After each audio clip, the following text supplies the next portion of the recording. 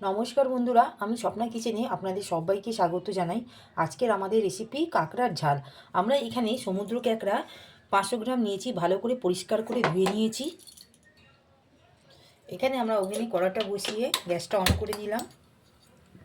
কড়াটা আমাদের গরম হয়ে গেছে, এখানে আমরা তেলটা দিয়ে দেব। এখানে আমরা পুরো এই রান্নাটা সরষে তেল দিয়ে তৈরি করছি।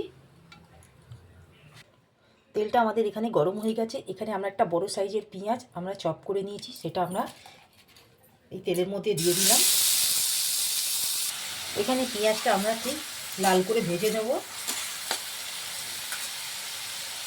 যতক্ষণ এখানে পেঁয়াজটা লাল করে ভাজা হচ্ছে, আমরা একটা মশলার পেস্ট তৈরি করেছি। আদা রসুন, তার সাথে নিয়েছি আমরা 1 চামচ ধনে গুঁড়ো, 1 চামচ জিরে গুঁড়ো, 1 চামচ লঙ্কা গুঁড়ো, 1 চামচ হলুদ গুঁড়ো দিয়ে সমস্ত উপকরণ দিয়ে একটা স্মুথ পেস্ট তৈরি করে নিয়েছি। পেঁয়াজটা এখানে আমাদের হালকা লাল হয়ে গেছে। ঠিক এই স্টেজে আমরা কাঁকড়াগুলো দিয়ে দিলাম।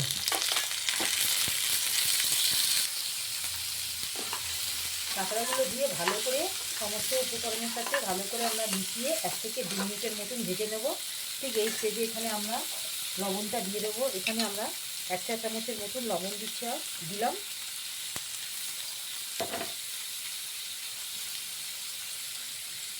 লবণটা দিয়ে আমরা ভালো করে কাঁকড়ার মধ্যে ভালো করে মিশিয়ে এখানে 1 থেকে 2 মিনিটের মতন ঢাকা দিয়ে হালকা লাল করে ভেজে নেব। এখানে 1 থেকে 2 মিনিট হয়ে গেছে, আমরা ঢাকাটা খুলে একবার দেখে নেব।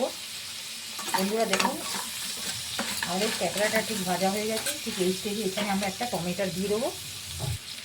একটা বড় সাইজের টমেটো নিয়েছি, সেটা আমরা কেটে দিয়ে দিলাম।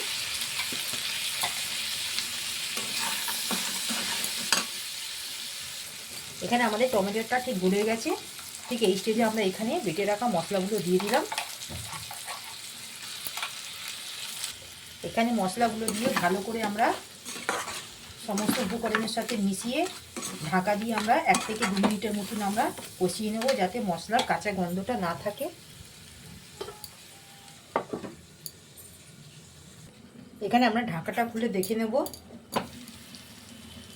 বন্ধুরা দেখুন, ঠিক আমাদের এখানে গ্রেভি থেকে ঠিক তেলটা ছেড়ে দিয়েছে। ঠিক এই স্টেজে অল্প আমরা একটু কষিয়ে নিয়ে এখানে আন্দাজ মতো জলটা দিয়ে নেব। এখানে আমরা জলটা দিয়ে দিলাম।